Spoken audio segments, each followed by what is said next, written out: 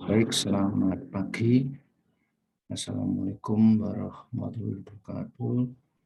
Salam sejahtera bagi kita semua. Rekan-rekan mahasiswa, salam sehat dari saya. Semoga kita diberi kesehatan untuk mengikuti perkuliahan ini sampai akhir sampai UAS. Oke, sebelum kita mulai untuk kuliah, mari kita berdoa menurut agama dan keyakinan masing-masing agar diberi kelancaran dalam perkuliahan dari awal sampai akhir ya. Baik, silakan berdoa menurut agama dan keyakinan masing-masing. Terima kasih. Rekan-rekan mahasiswa dalam kuliah studi perancangan arsitektur 4 ini nanti Anda dihadapkan pada permasalahan mendesain bangunan, yaitu bangunan dengan struktur bentang lebar. Desain bangunan dengan struktur bangunan bentang lebar ini, yaitu Anda diminta untuk mendesain ruang, di mana ruang tersebut bebas kolom, Jadi supaya fungsi dari bangunan tersebut itu tidak terganggu oleh kolom-kolom tersebut. Nah, yang dimaksud dengan bebas kolom di sini yaitu memiliki kolom yang lebar dan sepanjang mungkin. Pada umumnya bangunan yang demikian itu berfungsi untuk bangunan-bangunan seperti olahraga, Jadi olahraga itu sepak bola, badminton, futsal dan sebagainya, atau kolam renang atau pameran. Bisa juga seni seni peran. Kalau tradisional itu ada ketoprak, ada wayang orang, atau mungkin di daerah Jawa Timur itu ludruk Itu. Ya, bangunan bentang lebar itu bisa berbentuk auditorium, bisa berbentuk gor, bisa berbentuk concert hall Misalkan seni musik modern itu seperti apa. Bangunan tersebut diharapkan multifungsi. Multifungsi itu banyak fungsinya. Di samping fungsi utama tentunya. Fungsi utamanya misalkan futsal, tentunya ada fungsi pendukungnya. Fungsi pendukungnya itu yang mendukung olahraga futsal, seperti ada ruang kliniknya, terus ada kafe, ada kafenya, ada mungkin gimnasiumnya, atau spa, atau pijat refleksi dan sebagainya. Rekan-rekan mahasiswa semuanya diharapkan dalam perkuliahan ini nantinya mampu yang pertama-tama menjelaskan pengertian desain bangunan dengan struktur bentang lebar. Yang kedua yaitu terkait dengan aspek perkotaan, bagaimana Anda diminta untuk menerapkan berbagai aspek perkotaan seperti master plan-nya, bagaimana daerah tersebut, seperti GSB, terus KLB, KDB, dan sebagainya. terus ketinggian bangunan itu seberapa, ya. Dan Anda diminta mendesain dan mengembangkan, ya, menciptakan dan memodifikasi bangunan dengan struktur bentang lebar dengan pertimbangan aspek perkotaan dan harapannya mempunyai kesan monumental atau berkarakter monumental. Itu keterangan singkat tentang studi perancangan arsitektur 4. Nah, sekarang materinya, ya. Materinya ini pertama-tama yaitu di minggu pertama Anda itu nanti mencari, ya, atau studi literatur tentang bentang lebar, ya. Jadi nanti Anda diminta mencari sumbernya dari mana Anda sebutkan, ya. Terus mencari preseden, ya, mencari preseden yang sesuai dengan judul Anda. Jadi nanti misalkan si A memilih futsal, akan berbeda presidennya dengan Anda yang mencari gedung seni, ya, gedung pameran, itu akan berbeda. Dan itu nanti dalam minggu pertama itu kita langsung membuat diskusi, ya, karena akan diberikan tugas atau KAK, ya, kerangka acuan kerjanya seperti apa. Itu karena kita masih masa pandemi, tentunya lewat Zoom atau lewat PCR, ya, lewat Zoom, ya, kurang lebih selama 1,5 jam, ya. Terus Anda nanti diharapkan setelah mengikuti kuliah minggu pertama ini Anda dapat menyebutkan ciri-ciri, ya, atau pengertian bangunan bentang lebar dan sesuai dengan sumber yang Anda peroleh, ya. Itu di minggu pertama, ya. Lalu di minggu kedua Anda nanti memperdalam presidennya itu. Anda telaah lebih dalam, ya, apa saja yang ada dalam presiden tersebut.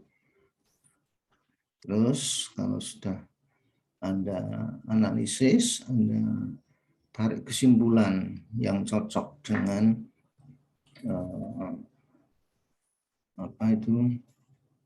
sesuai dengan pilihan Anda, ya, sesuai dengan judul yang Anda pilih.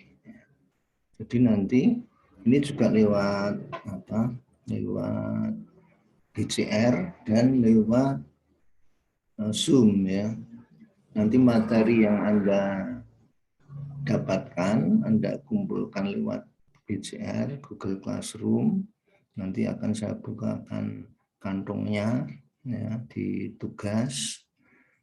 Mungkin kantong 2, ya, kantong 1, ya, untuk minggu kedua, ya, itu lewat Zoom, ya, dan nanti diskusi lagi, kita asistensikan. Nah, rekan-rekan mahasiswa nanti dalam asistensi kita dibagi menjadi 3 dosen, ya, bagi 3 kelompok besar. Dan nanti semua diharapkan masing-masing dapat asistensi, ya, asistensi. itu di minggu kedua. Nanti juga Anda harus bisa menyebutkan atau menjelaskan bagaimana kesimpulan dari presiden tersebut ya. Itu minggu kedua. Minggu ketiga ya, minggu ketiga itu nanti Anda sudah dihadapkan pada menganalisis bangunan atau ruangnya ya. Anda silakan karena site-nya juga sudah ditemukan, presiden sudah ada. Nanti dari presiden itu ditemukan beberapa jenis ruang yang ada di presiden tersebut dan persyaratannya ya. Bisa juga pemakainya siapa saja ya, aktivitasnya apa, terus kebutuhan ruangnya apa saja. Nanti didapatkan luasan ruang. Nah, ini nanti Anda juga melalui diskusi ya, diskusi ekstensi sesuai studi kasusnya masing-masing ya. Nanti lewat GCR atau juga lewat Zoom. Jadi dua media yang akan kita gunakan untuk perkuliahan ini ya. Nah, ini nanti harapannya juga Anda harus bisa menjelaskan dengan kata-kata sendiri ya, seperti apa kaitannya dengan analisa ruang tersebut ya. Itu di minggu ketiga ya. Selanjutnya di minggu keempat setelah Anda mendapatkan analisa ruang, jadi pemakai, aktivitas atau kegiatan dan kebutuhan ruang didapat, Anda di sini melanjutkan ya sampai ketemu organisasi ruang ya, organisasi ruang yang ada pada desain bangunan Anda ya, sesuai masing-masing fungsinya ya. Organisasi ruang untuk futsal akan berbeda dengan organisasi ruang untuk badminton ya. Untuk organisasi ruang untuk selain badminton juga seni ya, atau pameran itu akan berbeda. Ini nanti juga Anda harus bisa menjelaskannya ya, dengan cepat ya. Nanti akan kita lewat Zoom ya, lewat Zoom atau Google Classroom. Nah nanti juga kita buka dengan terbatas ya, kapasitas terbatas studio ya. Jadi nanti mungkin satu grup untuk di minggu pertama, di minggu pertama, terus grup lain masuk studio gitu ya. Jadi terbatas dengan sesuai dengan syarat prokes ya. Itu di minggu keempat. Minggu kelima ya, Anda belajar tentang RT/RW atau master plan ya, rencana tata ruang wilayah. Nah, nanti bagaimana Anda mengkaitkan antara tugas Anda sesuai dengan lingkungan yang Anda pilih ya. Misalkan lingkungan di Jogja akan berlainan dengan lingkungan di Sleman ya. Atau mungkin Anda masih di luar DIY akan berlainan pula. Misalkan KDB-nya berapa, KLB-nya berapa, GSB-nya bagaimana, terus arah orientasinya ya. Nanti kita juga akan melewat Zoom, Google Classroom dan syukur studio ya, studio sudah bisa dimanfaatkan dengan kapasitas terbatas. Harapannya juga nanti di akhir kuliah ini Anda juga harus bisa menjelaskan bagaimana aspek-aspek zoning ya, aspek zoning sesuai dengan site-nya, aspek gubahan massa ya, sudah berani, Anda diharapkan berani untuk mengubah massa dari desain Anda ya, bentuknya seperti apa, apakah elips, apakah melingkar, apakah segi empat dan sebagainya ya, sesuai dengan minat Anda, minat dan sesuai dengan fungsinya ya. Itu minggu kelima. Minggu keenam itu Anda belajar tentang bangunan monumental, bagaimana menciptakan karakter atau ciri-ciri monumental untuk bangunan Anda. Ya, nanti harapannya Anda juga harus mengkaitkan antara tugas Anda antara studi bangunan monumental dan lingkungan ya, lokasi yang akan Anda dirikan bangunan Anda tadi. Nah, ini juga melalui diskusi, ekstensi, mungkin PPT ya. PPT itu bagaimana menginformasikan bangunan-bangunan monumental ya. Jadi lewat Zoom, lewat Classroom, atau lewat studio ya, karena ini terkait dengan minggu pertama, kedua, ketiga, dan keempat ya. Itu nanti harapannya juga Anda harus bisa menjelaskan dengan kata-kata sendiri bagaimana kriteria bangunan monumental ya. Itu minggu ke-6. Minggu ke-7 Anda sudah dihadapkan pada strukturnya ya. Kita menstudi struktur, bagaimana struktur yang akan digunakan ya, seperti apa, apakah struktur untuk bentang lebar itu apakah memakai space frame atau truss atau coated plate atau mungkin kabel ya, atau juga konvensional biasa ya, baju konvensional. Itu silakan Anda pilih, Anda studi sesuai dengan fungsinya, dan jangan lupa kesan monumental ini harus Anda dapatkan. Ini nanti juga kita lewati dengan diskusi, ekstensi, melalui Zoom, melalui studio.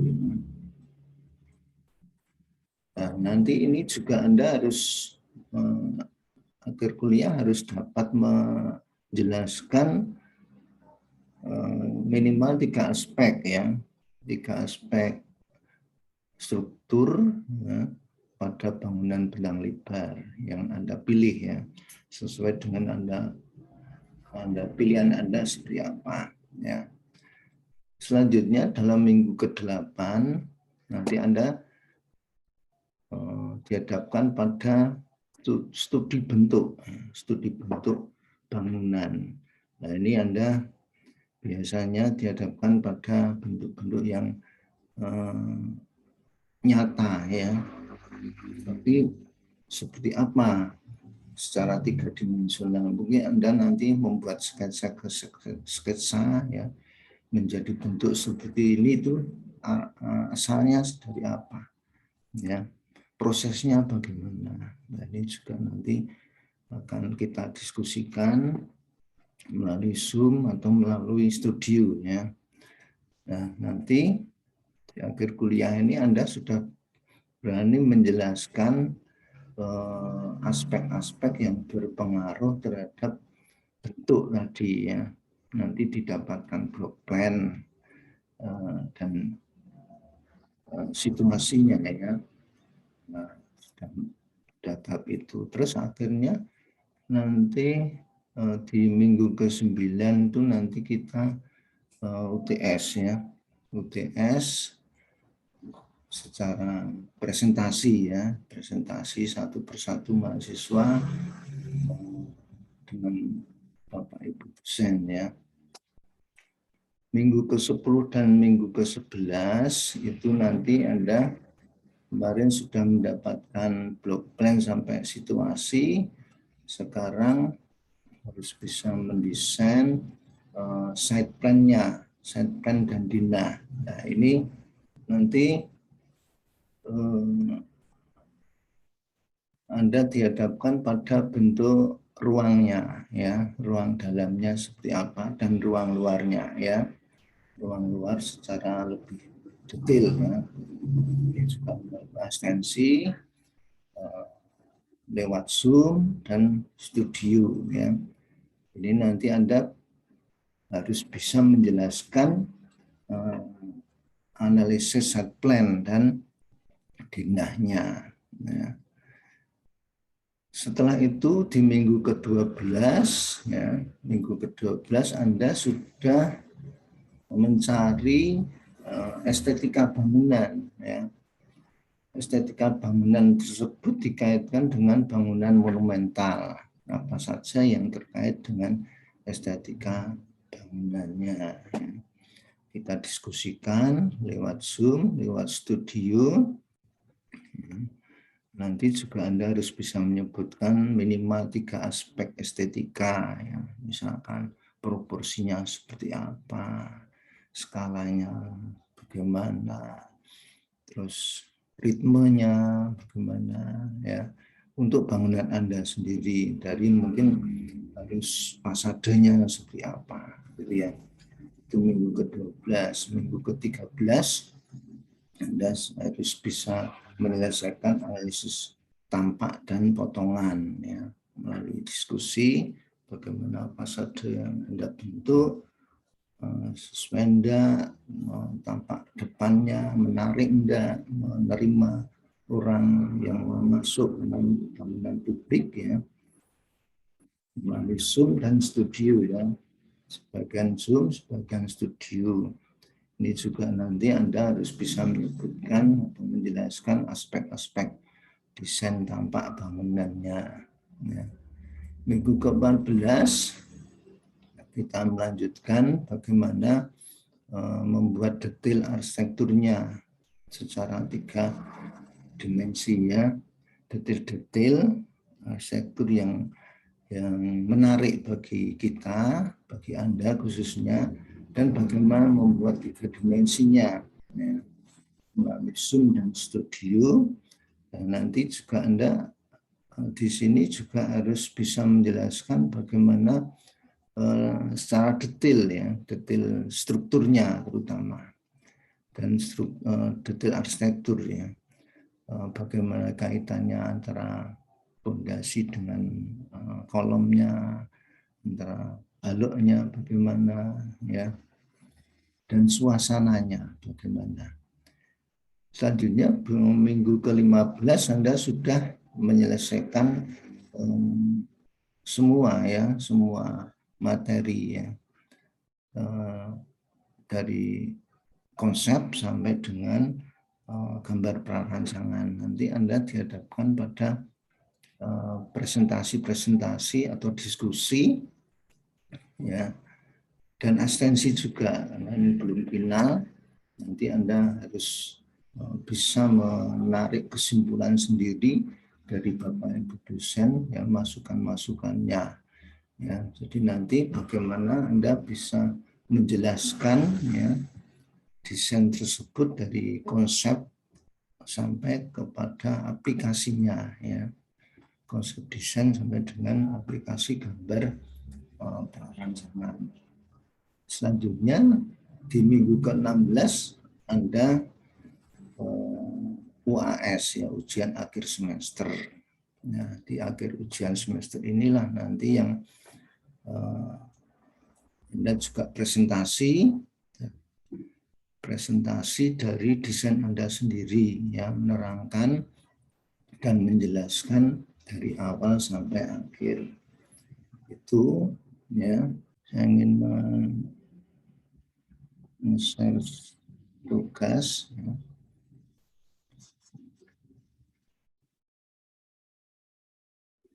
Ini, ya, jadi tugasnya itu nanti seperti ini, studi perancangan arsitektur 4, ya, merancang bangunan gedung dengan struktur bentang lebar dan tidak meninggalkan pertimbangan kota dengan kesan yang monumental, ya. Jadi nanti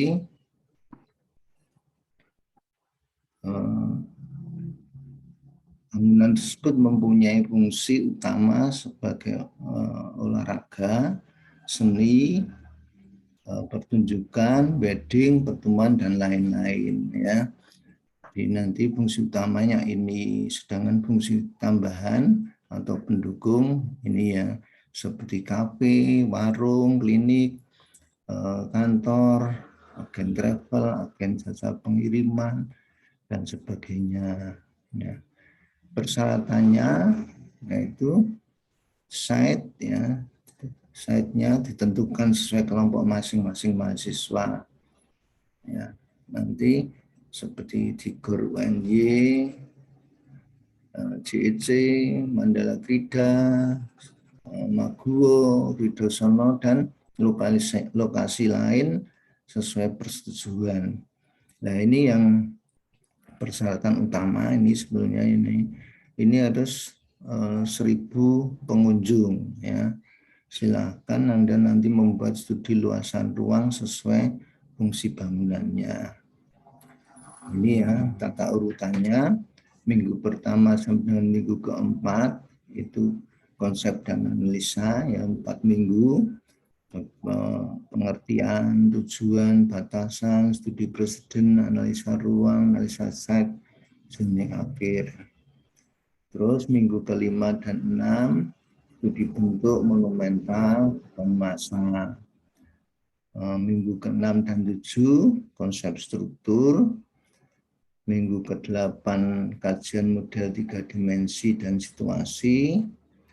Minggu ke-9 UTS. Minggu ke-10 sampai 15, ini 5 minggu. Ya, 5 minggu itu situasi, site plan, dinah, tampak, potongan, detail arsitektural, ya. Minggu ke-16 itu UAS. Nah, ini perlu Anda perhatikan, ini tunjuk teknis pada waktu perkuliahan dan asistensi tentunya, ya. Nah, ini wajib asistensi dan berproses dalam menyelesaikan tugas tersebut, ya. Nah, ini penilaiannya 10% kehadiran, nilai tugas itu tinggi 40%, ujian tengah semester itu 25%, ujian akhir semester itu 25%, ya. Itu, ya, terkait dengan tugas. Kira itu dulu, ya, yang bisa saya sampaikan. Saya harap Anda langsung bekerja karena ini 6 SKS, ya. Kira itu sementara ini dulu, ya. Nanti kita diskusikan lebih lanjut. Akhir kata, terima kasih. Wassalamualaikum warahmatullahi wabarakatuh.